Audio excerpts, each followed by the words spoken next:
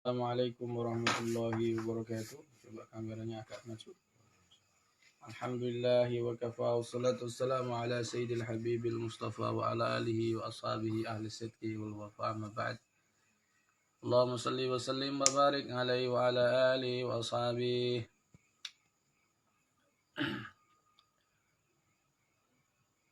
Maulaya salli wa sallim daiman abada ala habibika khairil khalqi kullihim huwal habibul ladzi turja syafa'atuhu likulli hawli minal ahwali muqdahimi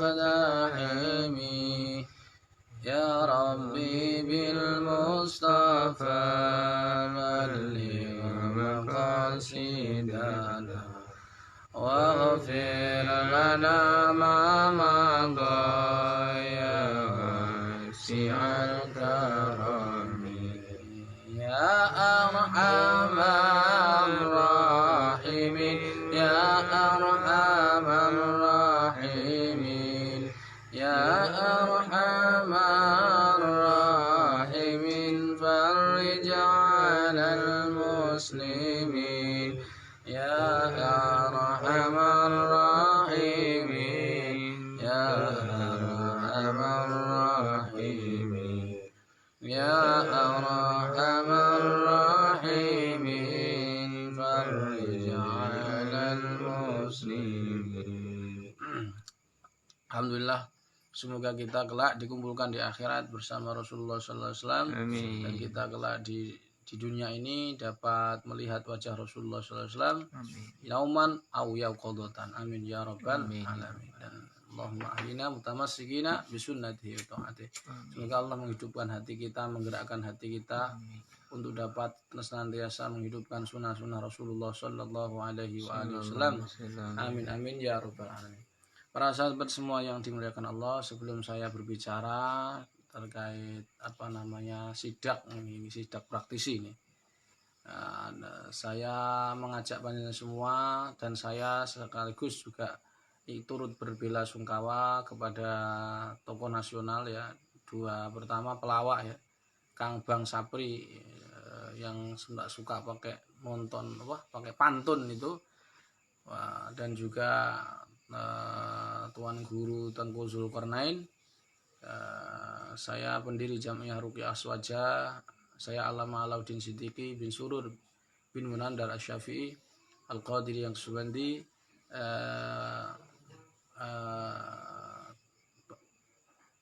pendiri Jamiah Ruqyah Aswaja, mengucapkan bela sungkawa sedalam-dalamnya atas meninggalnya kepada Ustadz Tengku Zulkarnain, siapapun beliau dan apapun pandangan beliau kepada Nahdlatul Ulama. Terlepas dari itu, kita hanya diperbolehkan oleh Rasulullah SAW menyebut kebaikan orang yang sudah meninggal. Oleh sebab itu, saya mohon keikhlasan doa panjenengan semua untuk mendoakan dua almarhum. Mudah-mudahan Allah yu'li darajatihima fil jannah. Allahumma fir lahuma warhamhuma waj'al jannata maswahuma. Amin amin ya rabbal alamin. Ala hadiniya al-Fatihah.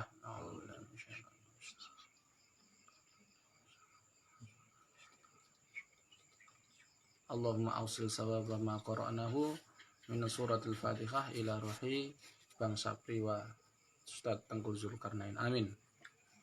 Baik para sahabat, yang pertama yang ingin saya sampaikan, saya ini sebenarnya tidak membuka pengobatan di pondok. Saya tidak membuka pengobatan, sehingga kalau sampai naik Gusama kapan jadwal pengobatan kapal, saya nggak ada jadwal.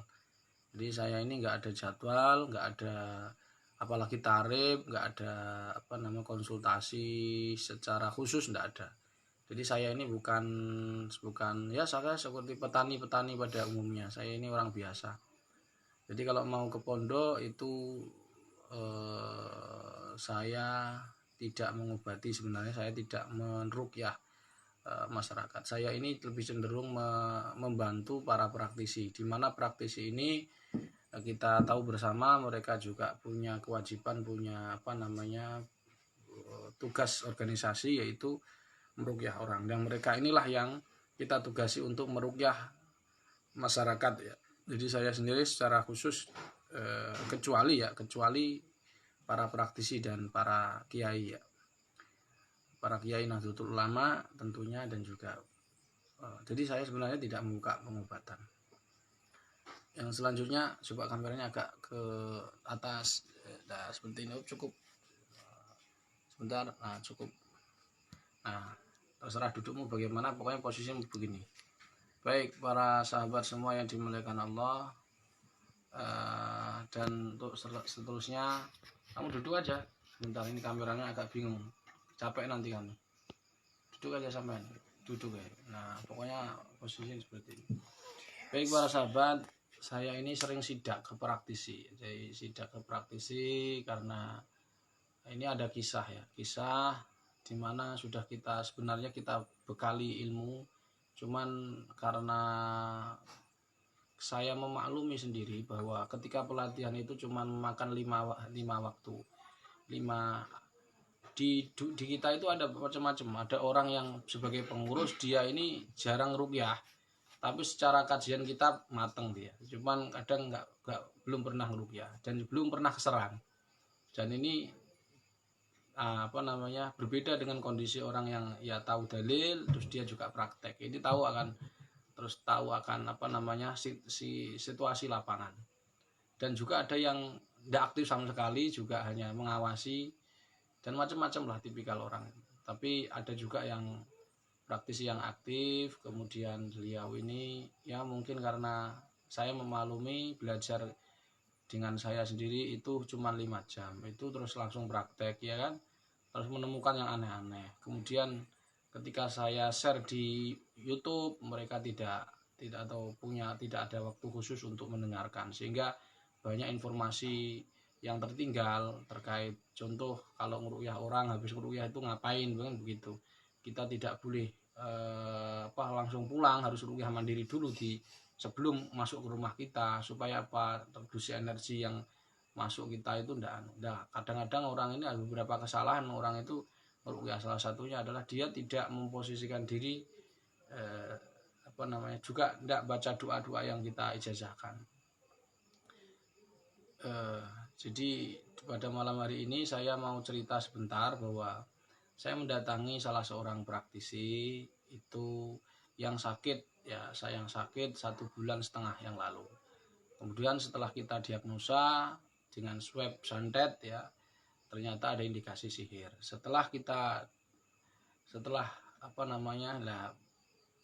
Beliau ini mengira bahwa Al-Quran obat pertama dan utama itu hanya slogan di poster, padahal itu adalah akidah kita.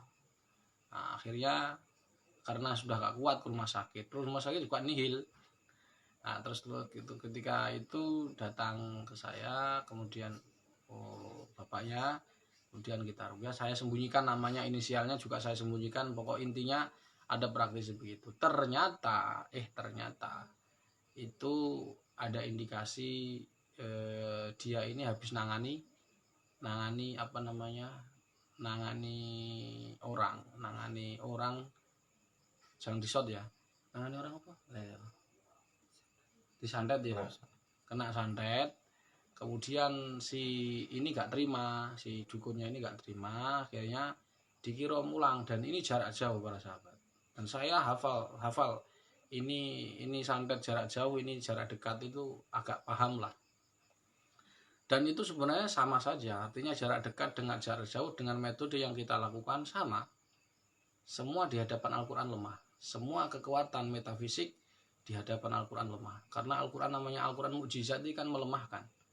Nah kalau nggak mukjizat ya nggak bisa melemahkan. Jadi saya ulangi lagi, energi supranatural bentuk apapun itu, istilahnya apa saja, entah itu santet, tenung, dan sebagainya, di hadapan Al-Quran lemah semua. Karena Al-Quran itu mukjizat.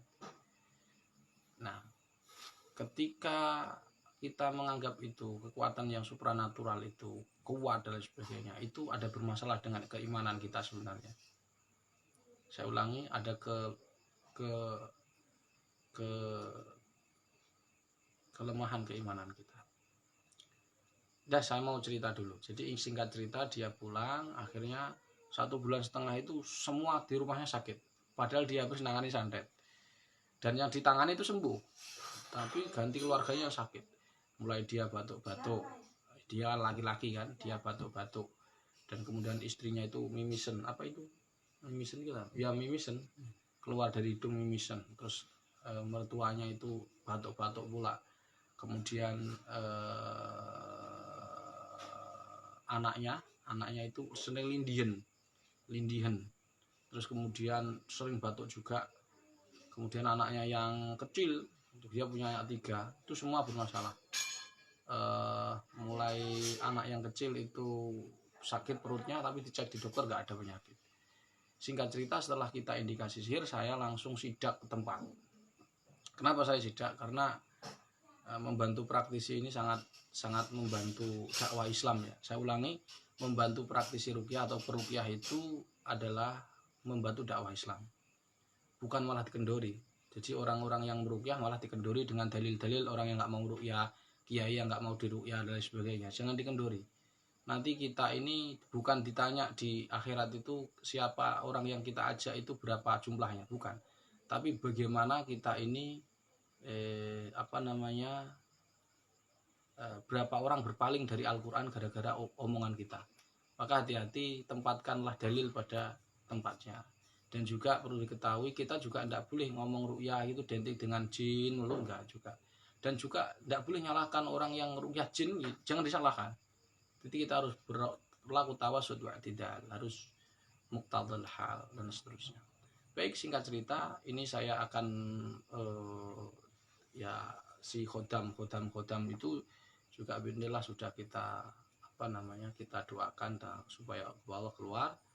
Kita sudah melakukan SOP, cuman sihir yang masuk ini adalah jarak jauh. Nah, setelah kita tanya, ternyata si jin ini tadi, kok tahu kamu rumahnya si dia ini yang nangani kamu? Padahal kan si dukun nggak ngerti rumahnya. Bagaimana cara dukun? Nah, dia nyebutkan bahwa si yang nangani tadi itu setelah membuang temannya yang dinyantet orang tadi, dia diberitahu. Jadi diberitahu rumahnya, akhirnya masuklah ke rumahnya. Dan nanti saya akan ajarkan ajarkan menghancurkan buhul jarak jauh ya, dan sudah kita praktekkan tanpa harus kita kembalikan, insya Allah pelakunya luluh lantah hancur. Ibaratnya dialah yang menanam, dialah yang menuai hasilnya. Dan sering sudah saya praktekkan. Dan teman-teman kalau sudah tidak kuat ya, anak-anaknya jadi sasaran dan sebagainya, amalkan ini. Nanti insya Allah sihirnya tidak diulang lagi. Dan kalau ada pun itu bukan dari orang yang sama. Sudah saya pernah kejadian di Tenggarong, ya kan, Tenggarong Kalimantan Timur. Setelah kita kasih resep ini, orang yang nyantet atau maklarnya dan juga dukunnya dan juga pembacking dukunnya meninggal dunia dalam waktu tempo 3 bulan dan matinya aneh-aneh, dan itu semua tanpa berkhodam para sahabat. Nanti akan saya ajarkan dan ini diulang-ulang. Jadi saya ulangi, ini bukan mengembalikan santet, tapi menghancurkan buhul-buhul gaib. Kan penjenengan kan kadang bingung tuh, Gus ini saya cari energinya di sini, tak gali kok nggak ada, atau di sebelahnya, kan begitu.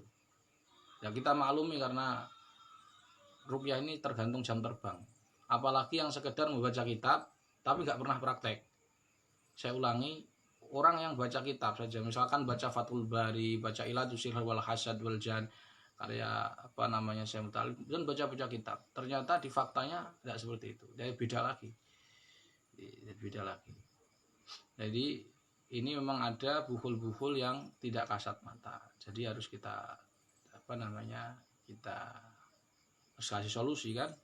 Misalkan kalau yang kasat mata kayak paku, apa namanya? Celana dalam, kain kafan, tulang, kemudian nisan, itu gampang. Gampangnya dalam arti gampang itu ada fisiknya. Nah ini sekarang yang nggak ada metafisiknya, bagaimana cara menghancurnya? Ini saya kasih resep 3 kali sudah cukup, tapi lebih baik ya sesuai SOP 7 minggu. Saya kasih tahu ini nanti kameranya ngedepan ke saya ya, karena saya tidak ingin privasi orang ini dikeluarkan. Jadi supaya orang yang melihat ini nggak ngerti siapa yang saya tangani, supaya nanti kalau ditangani kan praktisi sendiri, nanti kamu bully dia, ya kan? Kasihan, padahal suatu ketika kamu juga merasakan itu. Jadi kalau ada orang yang sakit, kita harus SOP-nya harus seperti merasakan yang sakit yang mereka rasakan. Saya akan ajarkan caranya sekarang seperti ini. Ayo.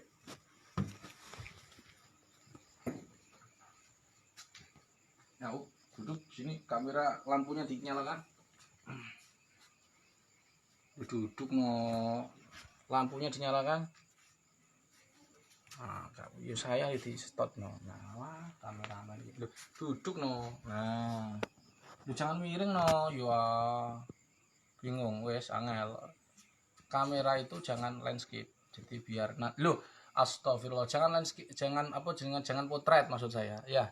Nanti buat mana-mana saya ngupload di YouTube kan gambarnya apik itu loh, paham ya? Siap. Oh, jangan siap kameramen ini diam aja.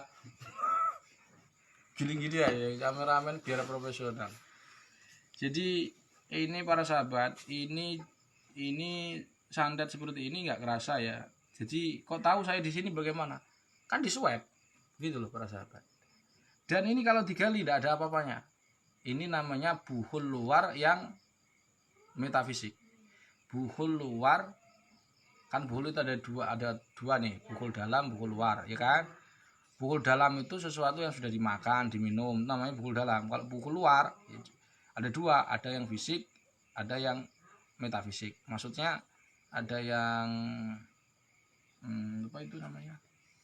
Yang kasat mata, ada yang tidak kasat mata. Nah, ini adalah yang seperti ini namanya buhul-buhul yang tidak kasat mata. Jadi kalau kamu gali, walaupun kamu pakai bulldozer nggak akan ada apa-apanya. Telur juga nggak, dan bukan pagar. Kok tahu bukan pagar? Gampang. Kalau pagar itu nggak mungkin seperti ini. Jadi pagar itu misalkan telur ya, pagar itu agak jauh dari sini. Biasanya seperti itu. Ini cenderung santet, dan itu kita tahu pertama dari swab, yang kedua dari pengakuan jin itu sendiri bahwa ini diantar secara gaib. Ya, nanti maka untuk menghancurkannya sebenarnya juga gaib para sahabat. Tidak harus fisik, tidak harus. Nah, saya ajarkan, mudah-mudahan bermanfaat. Dan sekali lagi ini bukan mengembalikan santet. Saya ulangi, ini bukan mengembalikan santet karena saya tidak pernah mengajarkan mengembalikan santet. Ya, pada praktisi sirah. Tidak usah dikembalikan. Hal jazaul ihsani ilal ihsan, karena ketika kita membaca riwayat Rasulullah SAW kena sihir dari Labib bin Asom, baik riwayat Ibnu Abbas ataupun Abu Hurairah, ya kan, sama-sama itu tidak ada yang riwayatnya Rasulullah mengembalikan sihir. Itu saking mulianya Nabi. Ya, maka kita kalau ingin mulia ya seperti Nabi, harus bersabar. Nah, saya hanya cuman menghancurkan jarak jauh dengan ayat. Nah, ini caranya adalah seperti ini, digali dikit aja, kira-kira satu ini, terus dibacakan alfil, ya kan? Dibacakan alfil, atau nggak usah digali ya, karena ini fisik cukup ditandai, ya kan? Ini saya ajarkan ya. Ini bukan kahanah ya, bukan dukun ya, karena apa namanya, di Fathul Bari itu ada babul kahana, jadi bab dukun, tapi ini bukan bagian dukun, ini bagian dari sebenarnya lebih cenderung kita ini ya mu'alis itu harus tahu lapangan lah. Yang ada di intinya kita tidak pakai kodam, kemudian kita hanya modal keyakinan. Nanti setiap orang yang sudah praktek ini kok tidak berhasil, itu ada bermasalah dalam keyakinannya. Jadi kalau mau baca seluruh ijazahan saya itu pertama kalian harus tahu ilmu yakin dulu, ya kan? Harus yakin, tahu ilmu yakin. Ilmu yakin itu apa? Jadi kalau ada sesuatu itu butuh bukti, ada tanda-tanda, itu namanya ilmu yakin. Kalau ainul yakin, misalkan di satu ruangan kamu tahu ndak ini ada Mbah Mul di situ. Saya tahu itu ada sandalnya, berarti yakin, ada buktinya. Kalau hakul yakin nggak butuh bukti. Sebagaimana kita berobat dengan Quran ini, kita tidak perlu bukti siapa saja yang sembuh dengan ruqyah ini, nggak usah bukti. Kalau pengen bukti itu masih ilmu yakin. Kalau hakul yakin nggak butuh bukti, nggak butuh, kayak yakin aja. Hakul yakin, entah itu psikologis atau medis atau non medis, gitu ya. Jadi caranya adalah baca hamdalah, sholawat ibrahimiyah, baca alfil 3 kali, ketika tarmihim itu diulangi 7 kali sambil isyarah. Ini bahasanya isyarah. Isyarah untuk melempar ini, menghancurkan ini. Jadi ini enggak linggis, ini cuman buat aksesoris saja, biar ketok kegana. Iya, ben ketok kayak tukang tenanan, kayak perwira tenanan di kelinggis, padahal enggak fungsi ini. Barang gaib kok pakai linggis. Enggak ketemu isin gitu. Enggak ada isinya kan. Terus ditutup pakai Yasin ayat 3. Ayat 2 ayat terakhir. Saya akan praktekkan. Al-Fatihah tu bini hati. Al-Fatihah.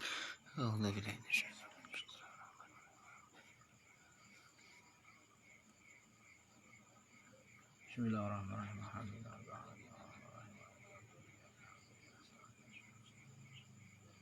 Al-Maghdubi 'alaihim waladdallin. Allahumma shalli 'ala sayyidina Muhammad wa 'ala barik 'ala sayyidina Muhammad wa 'ala sayyidina Muhammad wa barik 'ala sayyidina Bismillahirrahmanirrahim. Alam barakin wa 'ala rabbil ashabil fil alam yaj'al kaydan fi dhilli wa arsalna 'alaihim taran ababil tarmihim.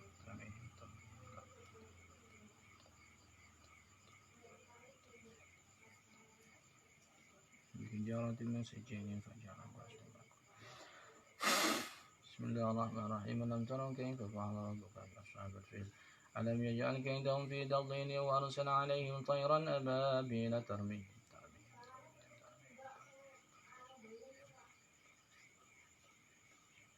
tarmihim bihijaratin min sijilin faj'alahum ka'asfin ma'kul. Bismillahirrahmanirrahim. Alam tara kayfa fa'ala rabbuka bi ashabil fil alam yaj'al kaydahum fi tadlil wa arsalna 'alaihim tayran ababil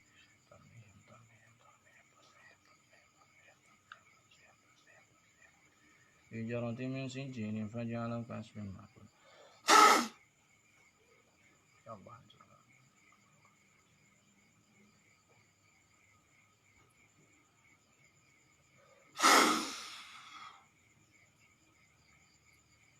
Innama amruhu idza arada syai'an an yaqula lahu kun fayakun. Subhanallah.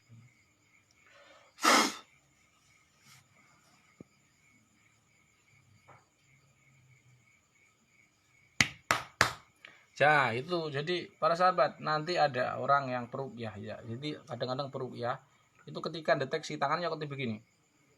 Ini ada buhulnya. Artinya dia ini bukan orang sakti, tapi dia ini mantan pasien. Begitu ya. Kadang orang ini kalau sekaligus penjelasan saja. Jadi kalau dia ini berarti dia ini mantan pasien, tapi tidak masalah. Artinya tidak masalah, bukan kok kita bully kamu itu masalah, enggak. Maksudnya ini hanya sebagai tanda saja bahwa tidak semudah yang kita bayangkan orang pengen sembuh. Tapi tidak masalah selama dia ini tidak sakit ya. Dan itu bukan untuk babul kahanan enggak. Baik, kita akan cek dulu melalui pasien.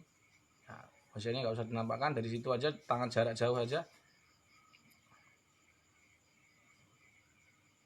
Jadi untuk memastikan itu energinya masih apa enggak, kalau kamu enggak terasa, ya cukup begitu.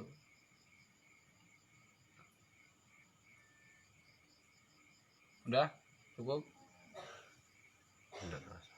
Sudah enggak terasa para sahabat. Sekarang saya ulangi, ini bukan hoax. Terasa apa enggak? Enggak terasa. Terasa apa enggak? Enggak terasa. Sumpah? Sumpah. Wallahi? Wallah. Nah, demi Allah sudah. Jadi kalau dia dusta berarti dia sendiri yang dosa, saya enggak. Ya, begitu mudahnya para sahabat. Jadi ini kadang orang kalau nggak paham ini, dia akan mengguali, terus nyalahkan Gus, sudah saya SOP sudah saya hancurkan. Nah, iya, tapi ada yang salah. Ya begitu para sahabat. Itu online juga bisa. Misalkan ya, ada orang diganggu ekonominya, jin itu kan bisa kan online. Dia punya akun Shopee kan misalkan, dia kok setiap dijual online dia nggak laku. Nah itu gampang. Jadi akunnya, brandanya truk ditarmi dia, karena bisa jadi HP-nya ini loh kalau sudah kena santet, si khodam ini juga mampu menggerakkan. Jangan dikira, karena jin ini masuk melalui alam bawah sadar manusia, jadi frekuensinya di situ, sehingga dia mampu menggerakkan tangan, menggerakkan tanpa digetar pun bisa. Terus selanjutnya para sahabat, kalau tarmihim itu tidak boleh dengan emosi. Jadi dipastikan kalau ada ilmu yang mengajarkan emosi, semakin baik, itu mohon maaf ilmu batil. Saya katakan jelas ilmu batil, karena cirinya orang mukmin kan wal kadhiminal ghaidha wal afina 'anil nas. Jadi kalian jangan percaya kalau diajari nanti kamu harus emosi kalau nyerang, tidak boleh. Emosi itu dilarang. La taghdab walakal jannah. Jadi kalau ada orang yang ngajari emosi, sedangkan Nabi sendiri ngajarkan jangan emosi, maka kita pilih Nabi saja, jangan padepokan yang enggak jelas. Nanti terpental ya salah terpental, wong itu pakai emosi dan itu pakai emosi juga, dan ada sebagian bisa jadi sisi khodam atau jin itu masuk karena emosi dia. 10% bisa, dan ini lama-lama akan membuat penyakit di dadanya. Jadi ketika membaca Al-Quran, ketika tarmihim itu apa yang kondisi spiritual, kondisi rohani kita, kondisi kita adalah harus dengan keyakinan, hakul yakin bahwa sihir itu akan hancur. Nanti kalau kamu yang ngamalkan, Gus saya sudah ngamalkan, kok belum, berarti ada bermasalah keyakinanmu terhadap Quran. Kamu masih mengira Quran ini bacaan-bacaan biasa, misalkan kamu anggap seperti koran, tabloid, detik.com dan sebagainya. Tapi dengan keyakinan, atau kamu anggap Quran itu sugesti, parah itu malah bahaya, kufur. Al-Quran kok sugesti? Bukan. Al-Quran kalamullah. Jadi harus diterima dengan keyakinan yang sangat luar biasa. Sering saya sampaikan, kalau orang itu percaya energi alam bawah sadar itu luar biasa. Kalau kalian percaya alam semesta, kalau kalian belajar bioenergi, nyerap energi alam, kalau anggap alam semesta ini istimewa, maka Al-Quran adalah maha dahsyat dan maha istimewa. Kenapa? Karena dia adalah kalamullah. Mudah-mudahan bermanfaat. Saya ijazahkan cara menghancurkan buhul jarak jauh tanpa media apapun, hanya dengan satu surat. Dan nanti saya tidak doakan, ternyata tadi saya tunjukkan kota nggak apa-apa ya. Jadi dia ini tadi dukunnya dari Blora di Bogorjo, tapi nggak saya sebut, tapi sebutannya Kiai. Tapi nggak saya sebutkan namanya ya, hanya cuma daerahnya saja. Kemungkinan kalau dia ya nanti apa yang terjadi wallahu alam, hanya aku ini alamul ghaib, kita nggak ngerti yang gaib. Tapi biasanya para sahabat itu yang meninggal hitung hari. Hal jazaa'ul ihsani ilal ihsan. Astagfirullah, ada ini kameramu loh, fokuslah, ada anjing. Nah, anjingnya asu. Asu kok ada asu deh gini. Nggih malah ngono. Ancane asu. Kalau asu para sahabat. Kameramen itu jangan lihat ini ya, itu anak asu tuh. Itu bagiannya pet. Asu. Mudah-mudahan bermanfaat. Nah, saya ijazahkan ini mudah-mudahan. Dan sekali lagi saya sekaligus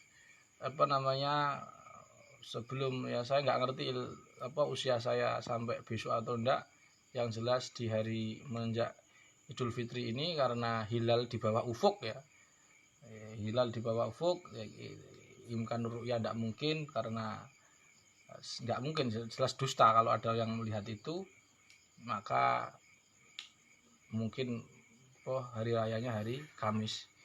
Sebab itu saya nggak ngerti usia saya sampai Kamis apa enggak. Maka sebelum astagfirullah. Ana asu. Nyakot gak ini? Hah? Nyakot gak asune? Mboten. Langsung. Asu. Itu pada anak asu ini. Sama asu ini di pelosok Tuban. Itu malah ono. Alas medun bareng kopong nasi. Terdekan asu ya. Itu pun apa? Ngomong hari ini nyakot piye? Boten. Demikian mudah-mudahan permasalahan gara-gara asu ya. Insyaallah. Duk jantung gua. Asu. Biasanya doane sumumpuk mun. Kali layar gitu. Asu iki bedungan mengemek-mek ngono. Demikian para sahabat, mudah-mudahan manfaat. Makanya saya mohon maaf sebelum saya nggak bisa memastikan besok saya masih hidup atau enggak. Yang jelas saya minta maaf kepada panjenengan jikalau memang saya, statement saya, keputusan saya, penampilan saya, ucapan saya, ilmu saya membuat menyakiti panjenengan, melaknat panjenengan, atau saya pernah membuli panjenengan baik sengaja atau tidak sengaja, saya mohon maaf.